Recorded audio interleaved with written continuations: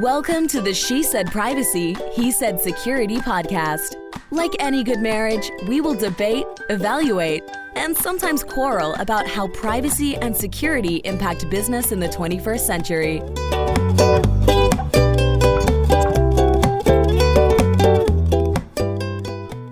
Hi, Jody Daniels here. I'm the founder and CEO of Red Clover Advisors, a certified women's privacy consultancy. I'm a privacy consultant and certified informational privacy professional providing practical privacy advice to overwhelmed companies. Hi, Justin Daniels here. I am a shareholder and corporate M&A and tech transaction lawyer at the law firm Baker Donaldson, advising companies in the deployment and scaling of technology. Since data is critical to every transaction, I help clients make informed business decisions while managing data privacy and cybersecurity risk, and when needed, I lead the legal cyber data breach response brigade. And this episode is brought to you by Red Clover Advisors. We help companies to comply with data privacy laws and establish customer trust so that they can grow and nurture integrity. We work with companies in a variety of fields, including technology, e-commerce, professional services, and digital media. In short, we use data privacy to transform the way companies do business. Together, we're creating a future where there's greater trust between companies and consumers. To learn more and to check out our best-selling book, Data Reimagined, Building Trust One Bite at a Time, visit redcloveradvisors.com. How are you? You have a birthday coming up. At the time of our recording, I do have a birthday coming up. And what's actually most exciting about this week is it feels like fall, best season ever. And how old are you going to be? This is a privacy podcast. No. Is it a conference? No, I was studying a conference. We're conferencing. So, it's privacy and we don't need to talk about that. See? That was fun. Well, I didn't know I was at a conference, so I'll adjust accordingly. There you go. It's like the podcast conference. It's a whole new style. Or it's just Jody being silly, but we're still on a privacy podcast. So we're just going to move right along. Okay, then. All right. Today, we do have some sillies in store for you and some actually really awesome information. Our guest today is Nick Kakolowski, Senior Research Director from IANS. Nick, welcome to the show. Thanks, Justin. Jody, it's great to be here. Really fun to have you to be here today. I'm really excited to dig a little bit deeper into IANS and some of the great work that you do. So, Nick, you're really specializing in the managerial and the leadership, risk management, privacy, regulatory compliance components of the IANS curriculum. But before we dive a little bit more into IANS and its mission, how did you get to where you are managing all these pieces today? So, started out my career as an English and Latin teacher for a couple of years. Realized that I loved the teaching side of it and the communication side of it, but not so much the sitting in a high school classroom all day side of it. Went into writing, spent 9 years in content marketing, writing predominantly about tech. And this was the era where content marketing was all about SEO. We were writing dozens of stories a day, thousands of words a day.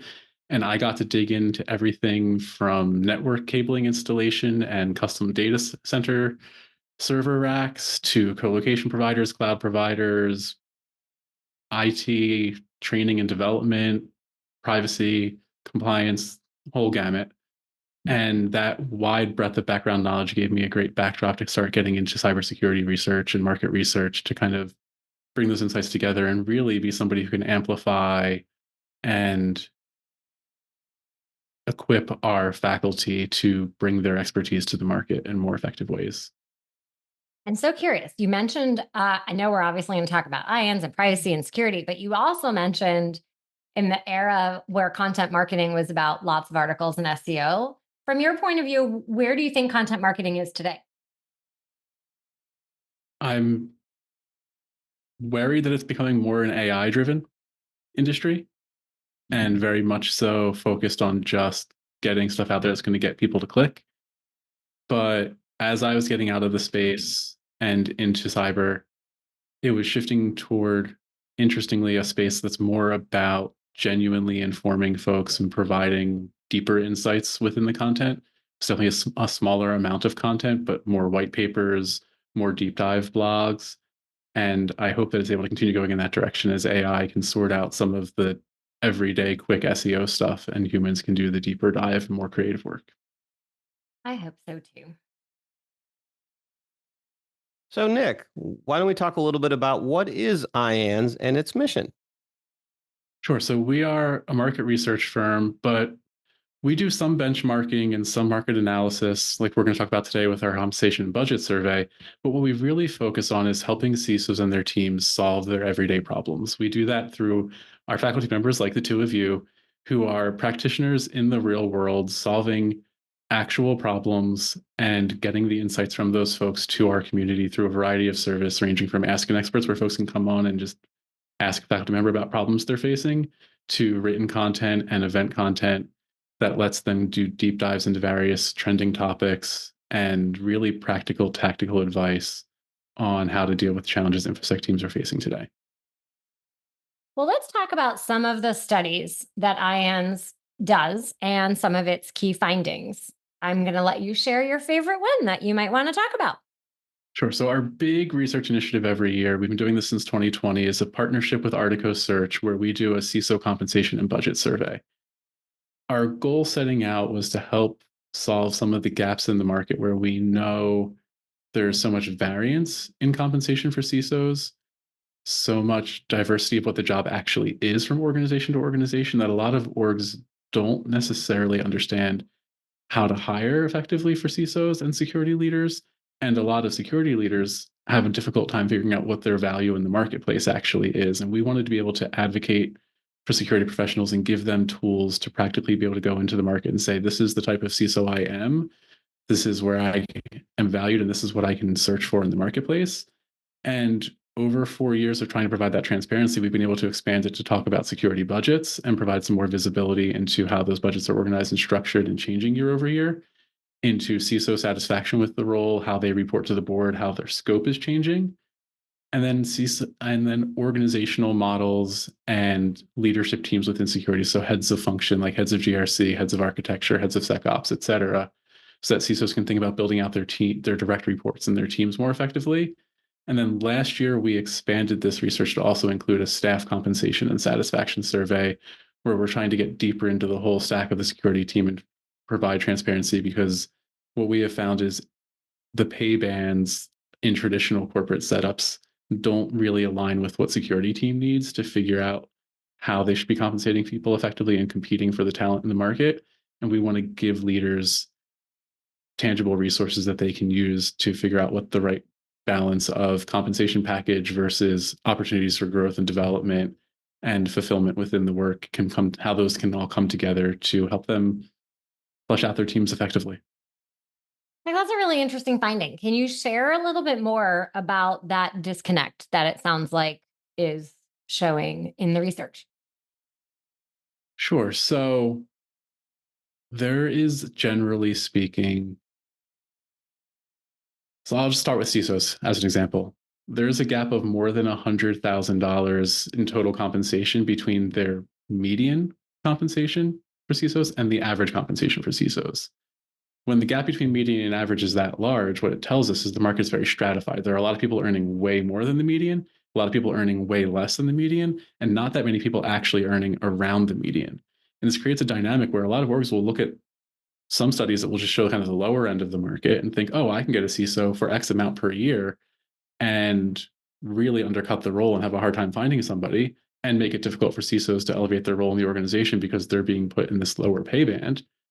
And then a lot of orgs that are needing to offer way more to compete in their space. And what we're trying to bring is kind of some visibility into those gaps and help CISOs be able to position themselves and find, oh, this is what my peer group actually looks like. Here's folks in comparably sized organizations in comparable industries that I can look at and say, this is what I should be earning. This is what my value is in the marketplace, because there is so much variety and the job is so different. It can leave folks feeling a little stuck where their skills have exceeded the role that the org has put them in as, say, a head of security type CISO. They're ready to be someone who's treated more at the VP executive level of the business, and they're trying to get over the hump and find a business that's willing to think about the CISO that way, because those businesses very much exist. At an industry level, have you found that average and median and that big range is across all industries, or are there any industries that are more than another? The stratification happens across all industries because it's largely driven, we see, by company size, but we do see general industry trends of tech and financial services being consistently the highest in terms of compensation. Financial services often because those are very highly regulated and just valuable security programs that are very tied to business revenue, and tech because there's a strong tie between product and revenue and the security function. But we also see that in tech, there tend to be very large equity packages leading to that high total compensation number, whereas cash compensation tends to even out generally across industries. We then see some other noteworthy examples in healthcare, where the gap between healthcare excluding hospitals and hospitals and clinics is around 50 to 100K per year on average, of just hospital CISOs being regarded kind of by the organization as having less of a scope and generally getting paid less. Also, that's just a reality of budgets and financial structures of those businesses. And then, as you would expect, government, education, legal, some of those sectors tend to be a little lower on the pay scale. Very, very helpful. Thank you so much for sharing. So, with the research that IANS does, how has security teams' relationship with privacy evolved more and more since, what do we have, Jody? 19 states have now passed privacy laws? It's true. 19 comprehensive privacy laws. I noticed that topic is coming up a lot more with IANS content. Indeed, It very much is. Just why we're keeping you too busy. We ask CISOs to tell us what is under their scope of ownership within the survey. It's a little open-ended in that it doesn't necessarily mean that they are the final person accountable for that part of the business, but that they have some direct ownership of it. And we have seen over the past few years privacy going further and further up that chart, with more and more CISOs having direct ownership of some sort over privacy. Our explanation for that is what we are seeing businesses digitizing very quickly. They are turning to AI. They are turning to a variety of technologies to track more data, more customer data, monetize more of that information. And as they do, and as more privacy laws emerge to kind of control that, the solution to a lot of privacy problems ends up being security or IT controls. And security is the best position to kind of do that cross-departmental wrangling, where they can know enough about the privacy rules to help the privacy team make sense of what needs to happen in security. They know security well enough to implement those controls in security, and they know the IT well enough to advise with the IT team how to apply those things. And they kind of become the central connecting point between all of these divisions and business units that need to act on the various security controls brought in by a wider range of comprehensive compliance laws. I think it will continue to evolve. It's really interesting to see how privacy and security is. I call it the hot potato of who owns privacy, because you essentially need an owner. Sometimes companies are splitting, where the legal work might remain in legal and the ops work might come over to security. And we are seeing more and more of that. I think this will be a really interesting trend to watch over time. We're very much seeing that. And it's going to become more and more complicated as more business units are digitizing their operations and customer-facing apps, marketing, data. Those streams are becoming more and more tied to revenue, and figuring out ways to protect that information is critical. Don't you think the privacy situation with the hot potato and CISOs is a pretty good prelude to what's going to happen as more organizations roll out and have use cases for artificial intelligence? Yeah, and I think it's already happened. We are seeing CISOs be very much at the center of the AI conversation, because they are the people who know enough about the breadth of issues that AI touches to inform the conversation across various lines of business. The thing we strongly recommend is being really careful about the balance between informing and participating and leading in these conversations, and actually taking ownership of the risk. As much of the risk driven by AI still needs to be owned by the business unit that's using the technology and that is hands-on day-to-day with that technology. They need to be able to be the ones who know enough about what that risk is to be accountable for it. And it's critical for the CISOs to figure out how they can inform and influence those conversations without becoming the de facto owners, who then become responsible and potentially liable and accountable to things that they don't have direct control of. That makes a lot of sense. And we've talked a little bit about the CISO role expanding. Some of them are owning privacy, AI, and how that's expanding. You make a really nice distinction about the risk piece. What are some of the other ways you're seeing the CISO role expand and evolve over these last several years? Things like identity that have often sat in IT are now increasingly sitting over in security. We see, I think it's something like 30% of CISOs have some ownership of IT. As technology becomes a little bit more commoditized within the business and a little bit less complex, but security becomes infinitely more complex. We are seeing things like fraud, physical security, just all these parts of the business that used to sit in physical systems, often analog capabilities, are now becoming way more digital, and those data streams have to be protected. And security folks just are the ones who are best positioned to step into those roles, especially as we see more and more boards taking an interest in governing this risk as shareholder interest grows, as regulatory rules around informing shareholders of security risk grows. The boards need someone to go to lead those governance conversations and inform those governance conversations, and it's increasingly becoming the CISO. So Nick, can you talk a little bit more about, because one of the things I'm seeing with CISOs, and we kind of touched on it between, you're talking about identity, privacy, security, and dealing with all these other business units. Can you talk a little bit about the, I want to say soft or business or non-technical security skills that CISOs need to develop that has really become table stakes over the last 5 years? Oh yeah, 5 years ago, we would have said that most CISOs are security leaders who are learning to impact and align security to the business. Today, more and more CISOs are functioning as business executives with a security background who are helping to inform the business on security topics. We believe the CISO role is starting to really become very similar to the CFO role, where you're not going to see the CFO go with actuarial tables and detailed financial data to the board and report all that. The CFO is going to communicate and distill that down into financial risk to the board, while the CFO's team is doing that technical finance work. Increasingly, that's what we're expecting to see the CISO become, someone who is able to be deep enough and aware enough of what's going on the security side of the org to distill that risk and distill what's happening procedurally up to the business, but really aware of how the business is actually making money, how the relationships in the org drive influence and drive progress on projects, who's the right person to talk to about issue X versus the right person to talk to about issue Y.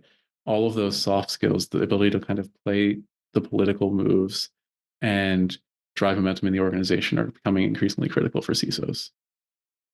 Really interesting. And I found what you were talking about with the board and how they're taking a bigger interest in what CISOs and security risk. Is there anything else from a board perspective that you've identified through any of the work that IANS has done that you can offer and share here? There are growing concerns across the board around liability. We see the NIS2 standards in Europe are potentially going to be starting to hold board members personally liable for accepting risk and having something go wrong. That is extending down through the managerial and director chains for folks who are officially directors of the organization. And as we see it, something around 40% of CISOs are listed as directors of the organization in D&O insurance. While those NIS2 rules don't directly apply to US companies, we expect them to establish best practices and board expectations that emerge in the US. And we are anticipating a growing emphasis on figuring out who's going to be accountable for cyber incidents that have a material impact on the business and how are folks going to be held accountable. And no one has the answers right now, but everybody's watching it very closely. That will be very fascinating to watch. And for me, what comes to mind is, will that accountability really start to shift companies' sincere adoption and effort and resources tied to security programs? Yeah. And we do see, if we look at our budget data, while security budget growth has increased at a declining rate over the past few years, so from like 16% to 6% to 8% this year, they're still growing while lots of corporate budgets are really struggling.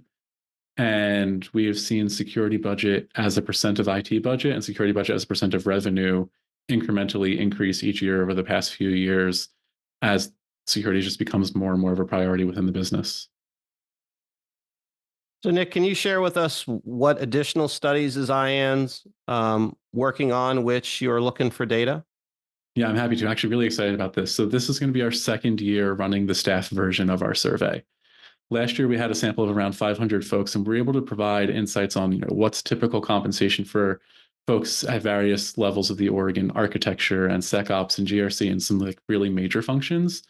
This year, we were really hoping to get that sample size up much larger and be able to do a deeper dive into what are normative expectations for folks in various security roles, what is really part of the job, what are the key skills that folks need to advance in their careers in those parts of security operations. And by security operations, I mean the broader security team, not literal security operations. And also more nuanced compensation packages. Our overarching goal here is both to give CISOs ammunition to go to HR and get pay bands and job expectations set more realistically for security teams, as we know that burnout and challenges with development and challenges with compensation are real issues across the industry, and to give security team members some visibility and transparency into what is happening across various businesses and orgs so that they can benchmark. It's very exciting. When are you anticipating starting and kind of closing that big work? So that survey is live and running now. We are hoping to close it sometime near the end of the year and be able to report in January. Wonderful data, really impactful, especially as everything we've been talking about. Very obvious that companies are going to need more support to be able to achieve all of their obligations. Now, Nick, knowing what you do about security and privacy, we ask everybody to offer your best personal privacy or security tip that maybe you're sharing with a friend at a social gathering and they know what you do. And you would say, make sure you do this. I spend most of my time around the CISOs. So I do not necessarily, my tip is not so much a hands-on, typical friend, go check this box in Microsoft. My tip is really to make security, something some of our faculty members will say is make the interesting things matter and make the things that matter interesting. There's a lot you can get wrong in security. There's a lot you can get right. It's super complicated. Tying to what the people around you care about and are interested in to get them to care about the thing that you need them to do is just going to be critical to keep everyone from getting lost in the complexity. There you go. I like it. Focus on what matters to the people.